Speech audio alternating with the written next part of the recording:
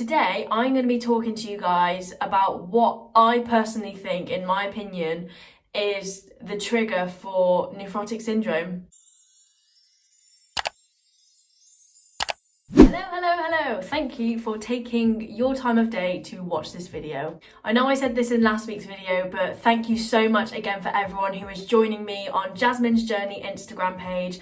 Again, there are so much exciting things coming and so many more collabs, and I'm very excited for this page. And also don't forget, if you do like my videos, please don't forget to subscribe and click the notification bell so you are notified every time I upload a new video. So, as many of you guys, I am very interested and curious to know what is the trigger for nephrotic syndrome, because I have Googled this so many times and there is still no solid answer. What I have gathered though is that I did see somewhere, I think it was on the NHS website, that nephrotic syndrome obviously is very rare. It's a very rare condition. It happens in 1 in 50,000 people. But I did read that you are more likely susceptible to it if you are of Asian heritage, which of course I am. So I thought, that was quite interesting. But then I don't know whether it's just being Asian in general, because there's a generic saying all Asians are lactose intolerant and all Asians are allergic to everything.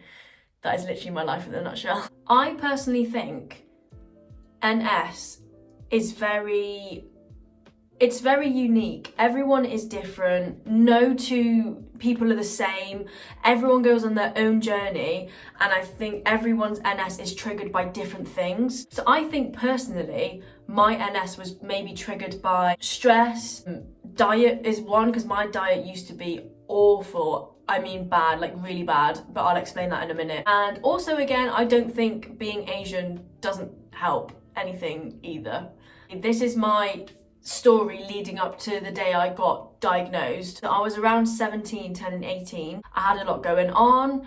I had my ISTD dance exams. If any of you guys do that, you know how stressful they are. And basically they counted at the time for UCAS points to get points to go to university. And basically the more UCAS points you get, the more likely it is you're going to get into the place that you want to go to. So I was really stressed about that. I had about 2 or 3 exams going on at one time, and this is all outside of college, and it all got very stressful because then at college as well, it was the time where I was preparing for my A-levels. At the time I was studying English language, psychology and BTEC dance. For BTEC dance I doubled up, so I did 2 years in one because I didn't have enough subjects basically, so I was doing a whole extra workload, and that did mean that I think I was getting a lot of exercise in 1 week, and to be honest, I think I just burnt out by the end of every single week. And then on top of that, I was also auditioning for different dance and drama schools, because obviously that is where I wanted to go. I wanted to specialise in it, and that would be where I would want to study for 3 years. So the audition process was you had to drive all the way to the place that you wanted to audition to, but even before that, they have to accept you to audition, and it is just the most stressful process ever. And my personality at the time, I used to be a perfectionist. I had to have everything perfect. My life had to be planned out. If you asked me what I was doing that time next year, I could tell you because I had already planned it. If things didn't go my way, or if plans had changed and suddenly a new plan was in place that I wasn't aware of, or it would be very last minute, I would get so stressed about it, and honestly it would sometimes lead to me having a panic attack. Also, growing up, I was a very angry child.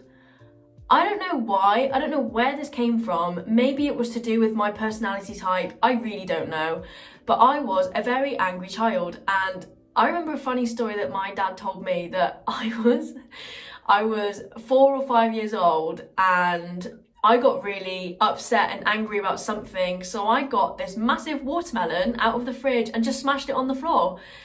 God knows why I did that, and God knows how I had the strength at 4 years old to do that, but obviously growing up I was very angry, and I would remember having bursts of anger, even up until the age of 16, which is to me quite old, and I would just get so angry at everything all the time. So I think that was another personality trait that didn't help my situation. Moving on to my diet at the time was awful. It was really bad because I was so active. In my mind, I was like, oh yeah, I can get away with eating that. I can get away with eating a whole tub of Pringles. You tell yourself you're gonna eat one Pringle, but again, you eat the whole tub. There's no stopping yourself. I had no self-control when it came to food, literally zero.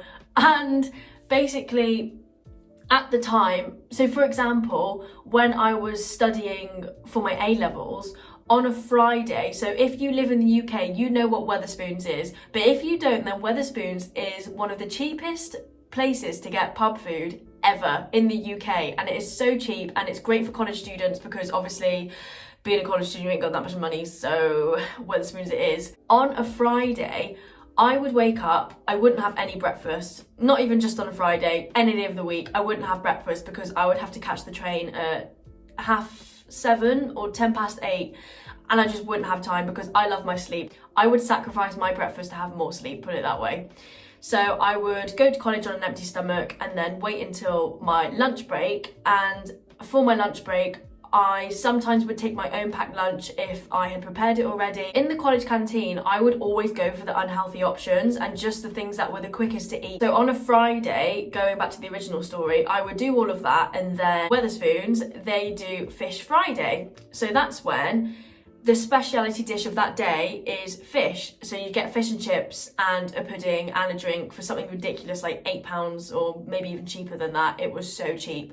So me and my friends would walk down the hill, go to Spoons, get that food. But then by the time I'd finished college, we had a Morrison's, and Morrison's is a supermarket in the UK, and ours was right opposite the train station. After I'd already had the really unhealthy lunch at college and the chip shop meal from the pub, I would then go to Morrison's and buy myself snacks because that night I would have netball and some sort of dance, but I can't remember what dance. I would go to Morrison's and maybe buy like a pack of sausage rolls, which had like 4 massive like jumbo sausage rolls in there, and I'd probably eat 2 of those sausage rolls, which already, on top of all the food that I've eaten that day, was awful. I would go home, quickly get changed, go and play netball, come home and then have my tea. Mum probably would have made like a fish pie or a spag bowl or I don't know, something along those lines. So essentially, I've had a big meal at college, a massive meal at Spoons, sausage rolls from Morrison's, and my tea at my mum's. That is 4 massive meals in one day. The amount of salt that I must have been eating was unreal. Oh my God, that must have been so high.